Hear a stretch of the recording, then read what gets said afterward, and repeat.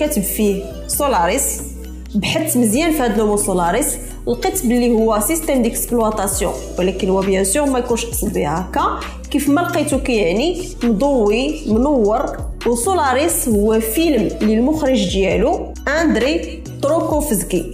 اندري هو واحد المخرج روسي اللي الافلام ديالو كانت تتميز بواحد الميزه، هي انها كتاثر على العقل والاحساس، وصعيب على الانسان العادي انه يفهمها، حيت كتهضر مع اللاوعي ديالك وكتخليك تدور في واحد المتاهه لا اراديا. هادشي اللي كيخليك ما كتفهمش الاحداث اللي كطرا في الفيلم بشكل منطقي. المخرج ديالنا اندري كان تيعتبر الزمن بيرسون فيزيك ماشي مورال، يعني تيقول لك الزمن ماشي هو الذاكره ديال حياه الشخص، وانما شنو عقلنا لذاك الشخص في الحياه ديالو من صغرو حتى لكبرو، واي حاجه نسيناها راه ماشي مهمه. كيف ما كنقولوا حنا الانسان فاش كيموت كيذكروا فعالو، يعني كنتذكروا غير بالحوايج اللي خلاها وبصم عليها. نعطيكم مثال اخر، بحال دابا انا الا جبت لكم واحد الشخص ضرب الموستاج ضرب لافرو وحطيته لكم تجيكم عادي، ولكن الا زدت حداه ليكواسيون دو غولاتيفيتي تما غادي تعرفوا اينشتاين.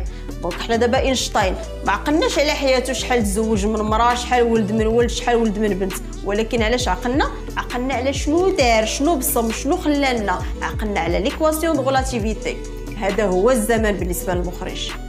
جاكم يمكن هادشي مفلسف، ولكن بقاو معايا حتى الاخر باش تعرفوا شنو علاقه هادشي بالانسبيراسيون ديال بوست.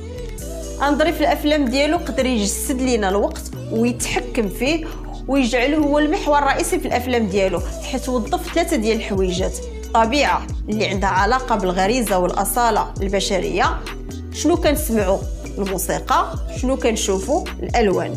الطبيعه خصها في 4 الحوايج: الماء، الشجر، لي بلانت اون جينيرال، العافيه والريح.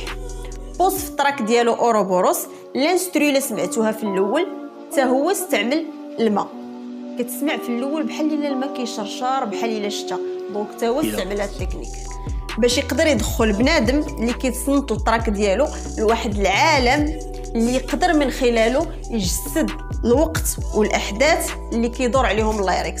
دونك من هذا الشيء كامل اللي خصنا نعرفوا الدراري، هاد لي زيفي بحال اللي استعمل بوز راه ما كيداروش غير هكاك بشكل اعتباطي ولا ثانوي، راه عندهم دور اساسي في لا ميزون سين وفي الباك جراوند، وهما شخصيات صامته اللي كتلعب دور اساسي في البروجي.